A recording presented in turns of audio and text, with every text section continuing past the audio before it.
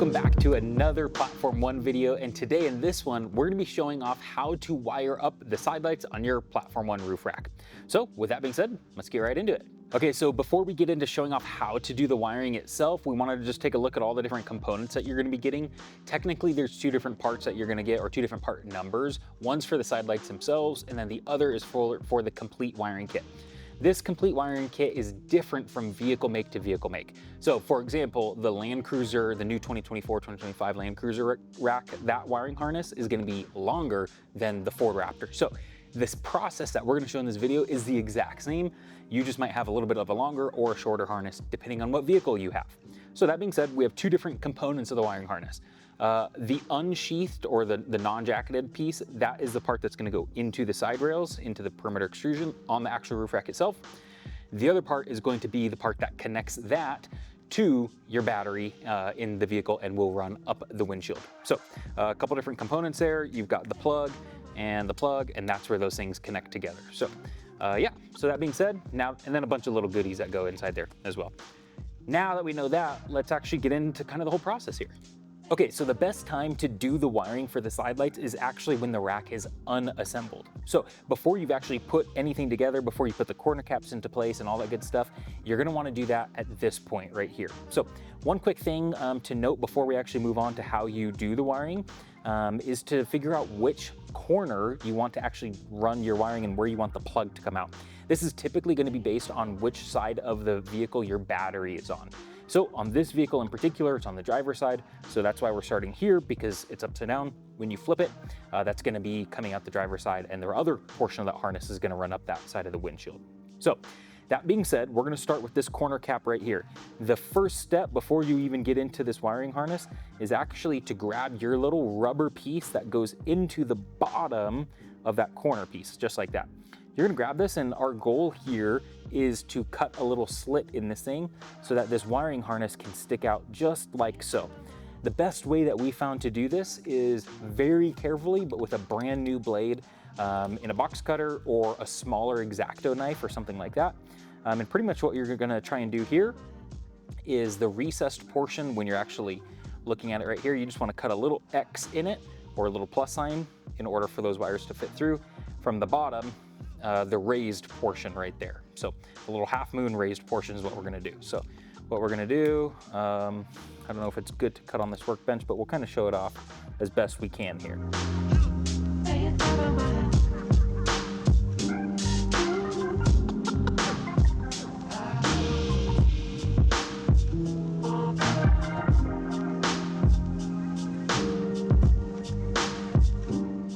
Okay, once you have your little slit cut open, now it's time to grab your harness here. Just note that this is actually not jacketed for a reason. The reason being is that we want to be able to slide it all the way through our wiring channel nicely and cleanly. So instead what we've done is just done some heat shrink in some locations to keep the harness bundled together. Anyway, grab your harness. Grab it from the plug and then kind of hold it up. You're gonna notice there's two different sides here. There is a short side and there is a very, very, very long side. Really what we're going for here is on the corner that you're beginning with, the short side is gonna run up that side rail all the way over there, and then the long one is gonna run across the front of your roof rack and then up the other side. So what we're doing is grabbing the side with the bullet connector, the furthest point. Okay, so grab both of these components here. Again, start on the furthest end and just poke all of your bullet connectors through. One at a time is typically the easiest here.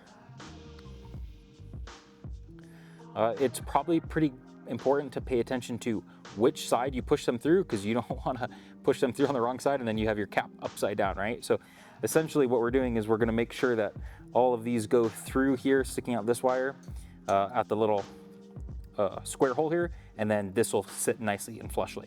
All we're trying to do is get this through now and then get it out of the way all the way down with the connector. So, okay, so as you can see, we're now kind of at the point here where we have one half of the Y harness through it. So we just want to do the exact same thing with the other half of the Y harness, which is now the short end. So there we go, that's what we're going for, is that sucker to be slit and slid all the way up to the connector right there. Okay, so we're gonna start in the corner junction piece that obviously we want the plug to come out of. We're gonna start with the short end of the harness just because it's easier to start there and kind of work your way towards the harder portion. What we're doing is sliding all of the wires all the way through the square little cutout inside. So you're going to start from the bottom and push each one of the bullet connectors through one at a time, all the way through that channel, and then just kind of pull it through up until you get to the next set of bullet connectors. Once you already have one set of bullet connectors in and the wires coming out, now it gets a little bit tricky, a little bit tighter. So what I like to do at this point is kind of, obviously you can't just put all three of these together through at the same time. So I kind of stagger it. So I'll do the red one first, and then I'm gonna do the black one, and then I'm gonna do the white one like that, and then we'll pull it clean. So that way it just gives a little bit more space in there to get everything through. We got one side done. Now the goal is to do the exact same thing with the long side of the harness. So just make sure you start from the very end. Do the exact same thing, rinse and repeat. As you're pretty much wrapping up and getting it through, what you're gonna have is the Y split going off into two different directions, just like so. I have my thing twisted the wrong way. So anyway, it's gonna look pretty much just like that. So at this point, we can let this all hang loose and kind of be done with it for just for a little bit. You can take your long side and just kind of coil it up onto the table, your workbench. We're not gonna work on that side at the moment. We're gonna start over here on the short side, and the short side of the harness, I'm sorry, but the immediate long side of the side perimeter extrusion.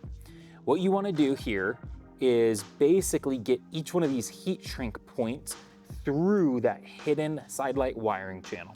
So the best way to do that is just kind of keep these bullet connectors out of that channel, just like so, and then kind of push each one of those through, and then just kind of pull it along.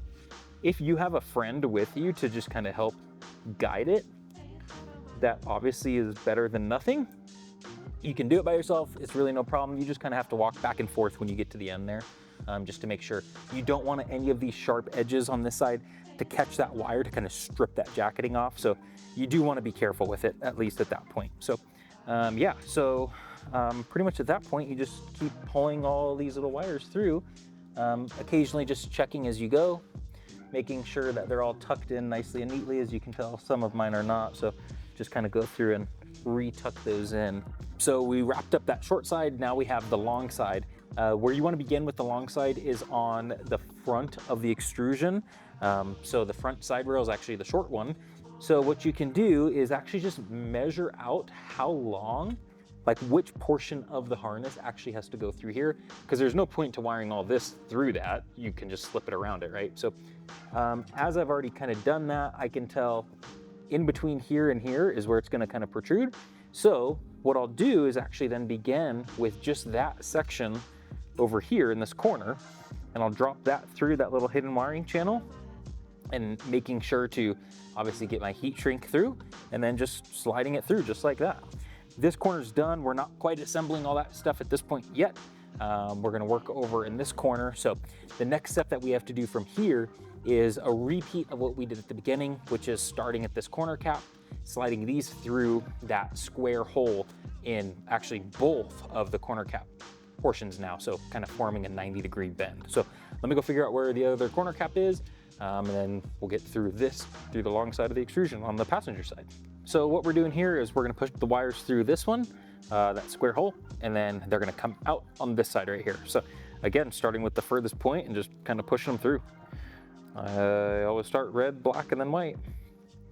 So you're gonna come through like this. I find it easier to get just like a little bit of wire through there and just kind of form a loop.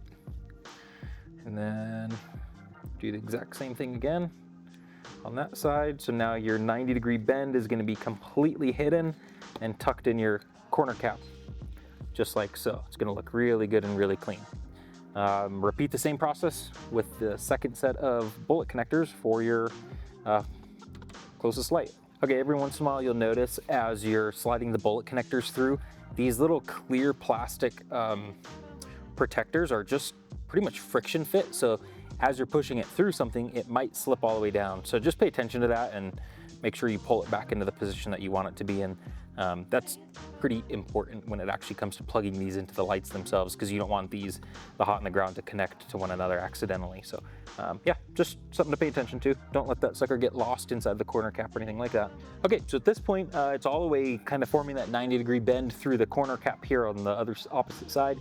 So now we need to grab, again, the furthest end that's going to the back of the vehicle and start that same process of guiding your heat shrink sections through that hidden wiring channel. So we're just gonna do that and kind of guide it in. This is where extra friend comes in handy to just ensure that nothing's gonna get stripped out of the way accidentally. Okay, and that pretty much brings us to the end of this video on how to wire up the side lights on your Platform 1 roof rack, minus a couple notes. The first note is we actually didn't show off how to connect the lights themselves to the harness that we just ran.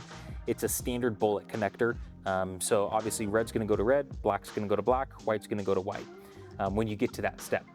What you're gonna wanna do at this point is refer to our other assembly guide.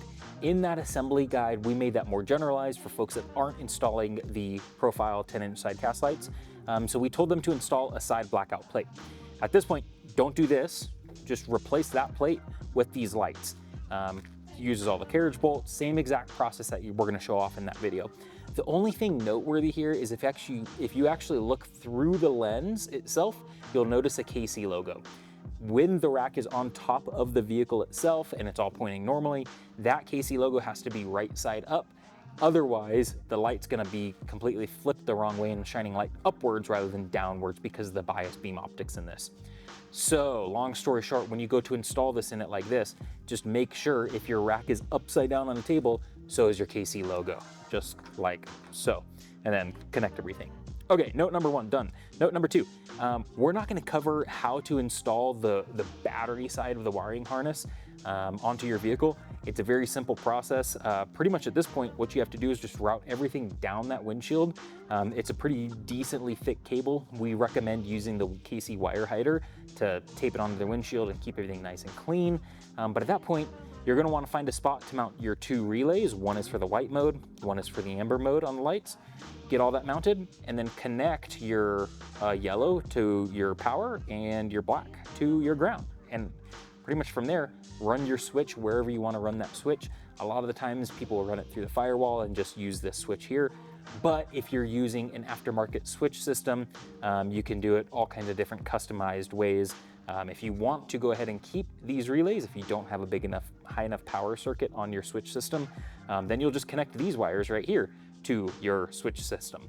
If you're not going to do that, if you do have multiple 30 amp circuits, in order to connect the side lights to those, well, then you can just cut everything off right at that junction post where they all come out, which is right through here, and connect your red to power, your black to ground. So from that, that's pretty much it.